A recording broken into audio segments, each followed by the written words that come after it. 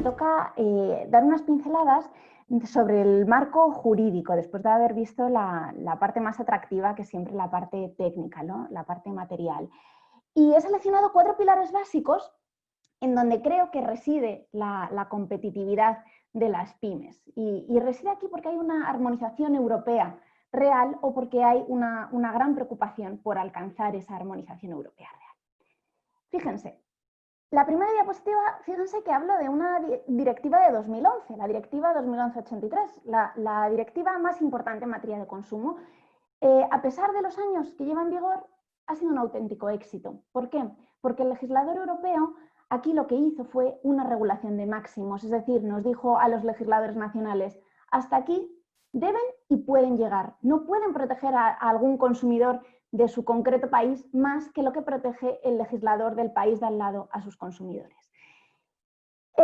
Después volveré sobre esto porque creo que va a ser también el rasgo fundamental del éxito que se alcance con la normativa de inteligencia artificial futura de la Unión Europea. Y es que esta directiva de 2011 regulaba 2 pilares básicos en el consumo que a día de hoy lo consideramos un poco el pan nuestro de cada día como consumidores, ¿no? El tener un derecho de desistimiento y el tener por parte del empresario unas obligaciones de información fuertes para el consumidor, unas obligaciones de información sobre las características de nuestros productos o de nuestros servicios, sobre la forma en la que nuestros consumidores, nuestros usuarios pueden desistir del contrato de consumo que han firmado con nosotros, ¿verdad? Esto ahora lo consideramos como que es básico de nuestro día a día, o bien como consumidores o bien como empresarios, pero no era tan fácil de conseguir en 2011 cuando se aprobó esta directiva.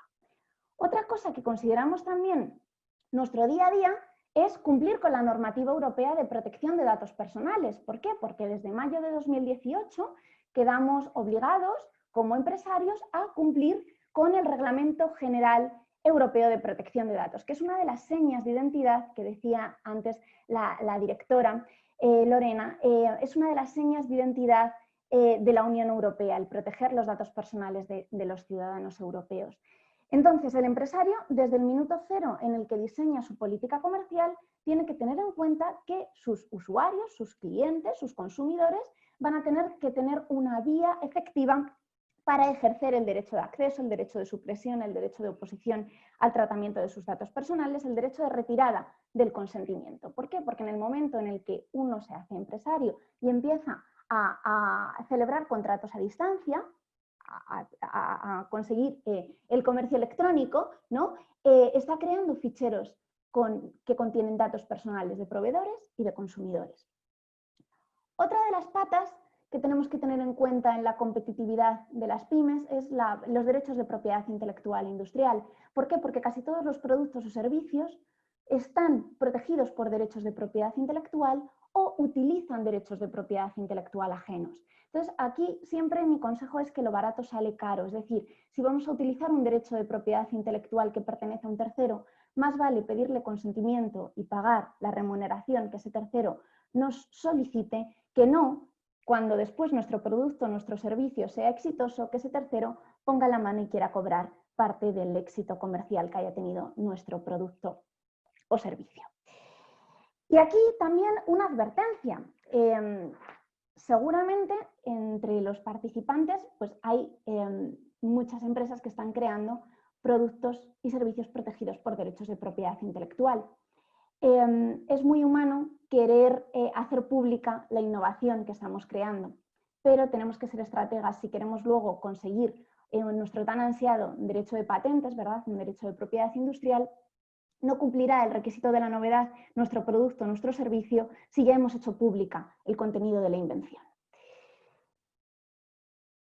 Cuarta pata que quería comentar, la inteligencia artificial. ¿Qué sucede aquí? Pues que no hay norma europea. Ya la norma europea que se apruebe nace, por así decirlo, tarde, llega, por así decirlo, tarde. Pero fíjense, también se dijo lo mismo, esta crítica se hizo también cuando se aprobó la directiva de consumo de la que les hablaba en la primera diapositiva. Aquí mi mensaje es que más vale tarde y bien que pronto y mal. Es decir, el papel ahora del legislador europeo es el de la reflexión, está reflexionando y está reflexionando bien acerca de cómo regular adecuadamente un marco jurídico completo y adecuado de inteligencia artificial que cree realmente una seguridad jurídica para el tejido productivo europeo. Y lo está haciendo porque, como pongo en la diapositiva, en febrero de este año se publica el libro blanco sobre la inteligencia artificial. Y en este libro blanco dice ya el legislador europeo: todo lo que se apruebe tiene que velar por el cumplimiento de los derechos fundamentales de los consumidores y de los ciudadanos europeos.